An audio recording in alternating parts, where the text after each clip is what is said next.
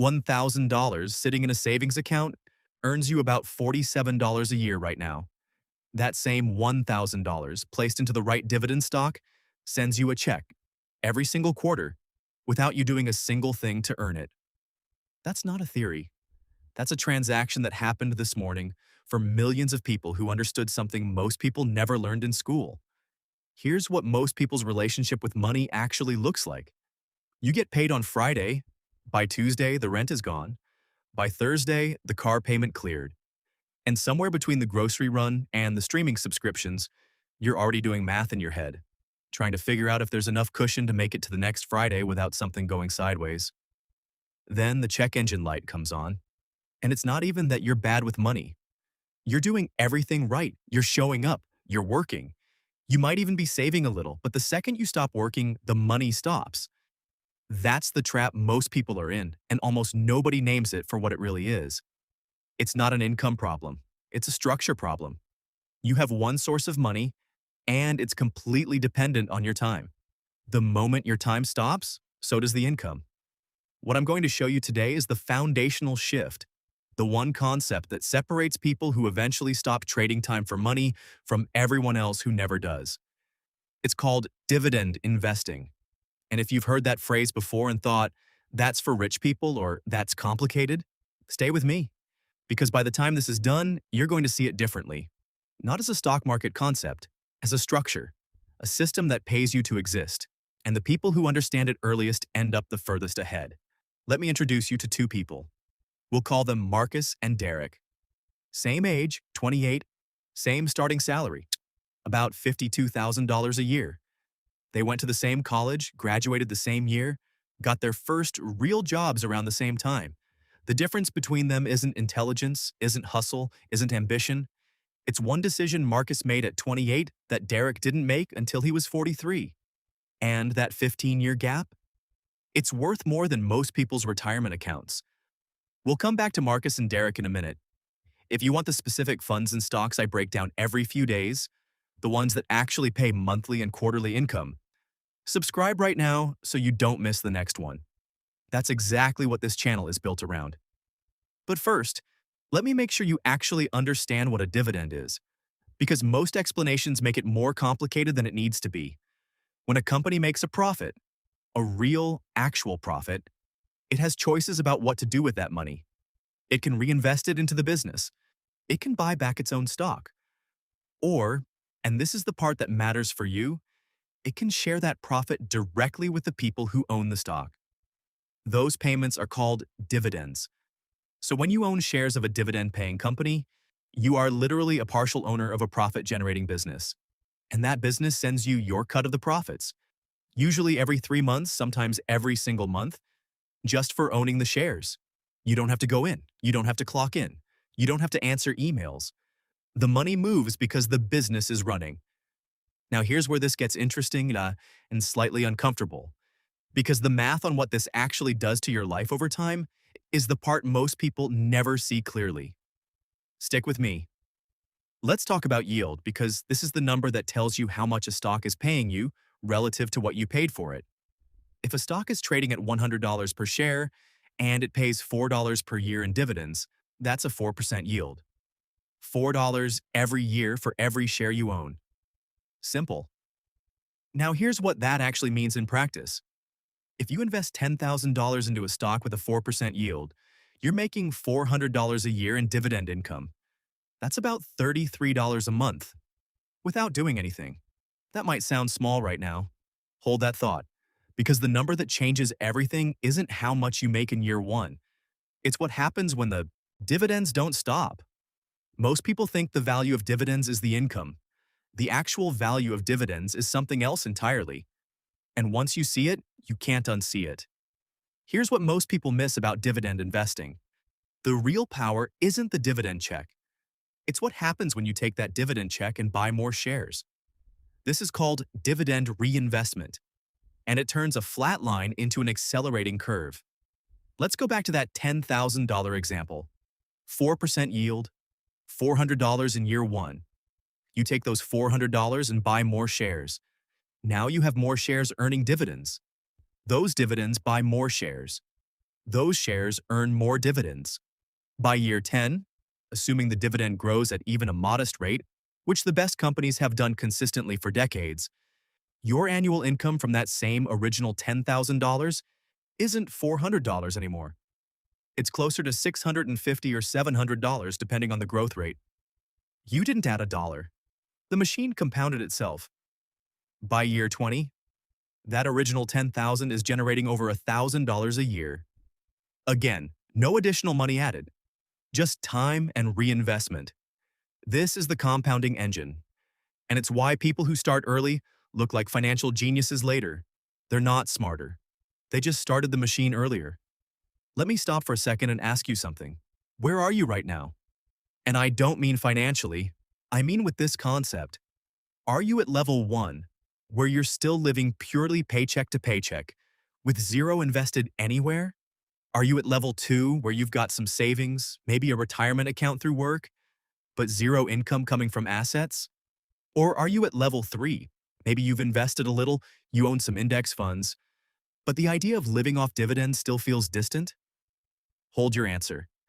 Because what I'm about to tell you next is specifically for whoever just self-identified as not far enough along yet. Because the question isn't whether you have enough to start. The question is what you're doing with the small amount you might already have. And the answer to that question is worth years of your life. There's research out of Harvard. A behavioral economist named Sendhil Mullainathan found that financial stress doesn't just feel bad. It actually reduces cognitive function. The mental load of worrying about money is equivalent, in measurable terms, to losing a full night of sleep every single day. Your IQ functionally drops. So when people say, "I can't figure out money, it's too complicated," they're often right. Not because they're not smart, but because the stress of not having enough is literally impairing their ability to think about solutions. It's a trap that feeds itself. Now here's where dividend income changes the equation. And this is the part that's almost impossible to fully understand until you experience it. The Killingsworth research at University of Pennsylvania found something fascinating. Passive income, money that comes in without working for it, is psychologically experienced differently from earned income, even when the dollar amounts are identical. People feel more free, more in control, more at peace with the same dollar amount when it's not tied to their labor. That's not fluffy psychology. That's measurable emotional freedom. And dividend income is one of the cleanest sources of that feeling available to a regular person. Let's go back to Marcus and Derek. Marcus, at 28, opened a brokerage account with $5,000. He didn't have a lot, he wasn't rich. He just put $5,000 into a diversified set of dividend-paying funds and stocks, set dividends to reinvest automatically, and then added whatever he could each month. Sometimes $200, sometimes $50, sometimes nothing. Derek, same age, same income. Derek put his money in a savings account. He was being responsible, he thought. He wasn't gambling, he was playing it safe. Fast forward 15 years. Marcus is 43. His dividend portfolio is generating just over $9,000 a year in passive income, about $750 a month, arriving whether he shows up to work or not. Derek is also 43. He's finally starting to think about investing seriously. He's not behind in a catastrophic way, but he's 15 years behind on the compounding curve, and there's no shortcut to buy those years back. The money Derek saved is worth approximately the same it was worth when he put it in. Marcus's $5,000 grew into something that now generates income on its own. The machine is running. That's the gap. That's what the decision at 28 was actually worth. Here's where this shifts from abstract to concrete. Let's talk about what dividend income actually replaces in your real life. The average American spends about $2,500 a month on essential fixed expenses: rent or mortgage, car payment, utilities, groceries, insurance. That's $30,000 a year. At a 4% average yield, $30,000 of annual dividend income requires a portfolio of $750,000. That's the full financial independence number. And yes, that sounds like a lot, but here's the frame that most people never use. You don't need to replace everything at once. You replace things one by one. Your car payment is $350 a month. That's $4,200 a year. At 4% yield, you need $105,000 invested to cover just the car payment. Fully. Forever. That car is effectively free, not because you didn't buy it, but because your portfolio is paying for it. Your utilities average $200 a month, $2,400 a year. $60,000 invested covers it. That's real money, but it's a milestone, not a fantasy. And here's the thing about hitting those milestones one at a time. It changes your psychology in a way that nothing else does. Because the moment your portfolio covers even one bill, you feel something shift. You stop being purely dependent on the paycheck. And once you feel that shift, going backward is not an option. Not every stock pays a dividend. In fact, most don't.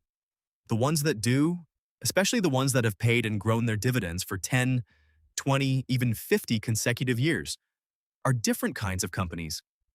To pay a dividend consistently for decades, a company has to generate real, reliable cash flow. It has to have pricing power. It has to have competitive advantages that protect its earnings through recessions, crises, and every form of economic disruption you can name. Think about it. There are companies that paid growing dividends through 2008 through 2020, through every downturn in modern history. That consistency is a signal. These aren't speculative bets. These are businesses that the market has stress tested over and over, and they've kept writing the checks. That doesn't mean zero risk, but it means you're not playing a guessing game. You're owning proven, cash-generating machines. Here's one more number that changes how you think about this. Dividend growth rate. The best dividend-paying companies don't just keep paying the same amount. They raise it, year after year. There's a term, dividend aristocrats. These are companies that have raised their dividend every single year for at least 25 consecutive years. 25 years of increases, through recessions, through pandemics, through everything. What does that mean for you? It means inflation doesn't quietly eat your income. When your dividend grows 3 to 7% per year and inflation runs 2 to 3%, your income is outrunning the cost of living without you lifting a finger. That's not just income. That's income that gets stronger over time. Here's the reframe that ties all of this together. You don't need to be wealthy to start. The Federal Reserve's own data shows that roughly 40% of Americans cannot cover a $400 emergency without borrowing. That's not a small problem. That's a structural one. But here's what the math says. Even starting with $500 and adding $100 a month into a portfolio yielding 4%, in 10 years, you are generating income. Not much, maybe $400 a year. But you have broken the all-or-nothing structure. You have a second source. You have proof that the system works. And once you have proof, you find ways to grow it faster. Because now it's real, it's not theory. It's money that arrived without your time attached to it. So here's the full answer to the opening question. Why does understanding dividend stocks mean understanding money at its deepest level? Because money has two modes. Mode 1. You trade time for it. Every dollar requires your presence, your energy, your hours. You stop, it stops. Mode 2. You own something that generates money on its own. You live, it compounds. You sleep, it pays. Most people only ever experience Mode 1. They get good at it, they optimize it, get raises, promotions, side hustles, but they never escape the fundamental dependency. Their financial life is always one health event, one layoff, one crisis away from collapsing. Dividend investing is the gateway to Mode 2.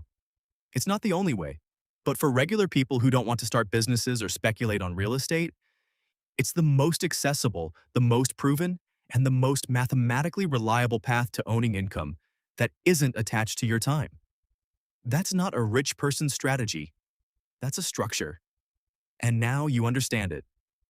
Marcus didn't retire at 43, but he's not afraid of losing his job anymore. When his company went through layoffs last year, he wasn't panicking. $750 a month in dividend income doesn't cover everything, but it covers the car. It covers the utilities, it covers the groceries. And knowing that a piece of his life is permanently funded regardless of what his employer decides, that changed what he was willing to tolerate, what he was willing to demand, and who he was willing to be at work. Derek, at 43, is starting. He's not too late. But he said something to Marcus recently that stuck. I wish someone had just explained it to me like this at 28. I thought it was for other people. It's not for other people. It never was. Saving money stores your labor. Dividend investing puts your money to work generating new income. Income that compounds, income that grows, income that arrives whether or not you show up. The mechanism is ownership. When you own shares of dividend-paying companies, you own a piece of a profit-generating machine.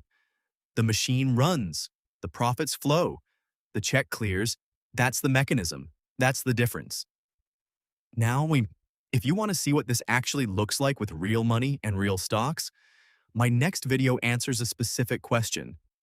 What happens if you invest $5,000 into the 3 best Fidelity dividend stocks right now? The income numbers might surprise you. The compounding trajectory over 10 years is the kind of thing that makes you want to start today. That video is on your screen. I'd watch it before you do anything else.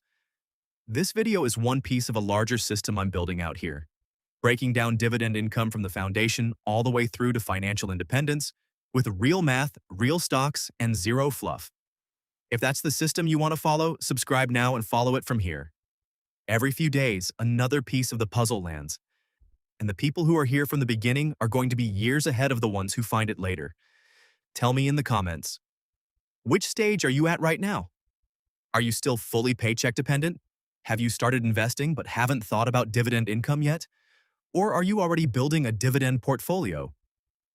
I read every response, and your answer might shape the next video.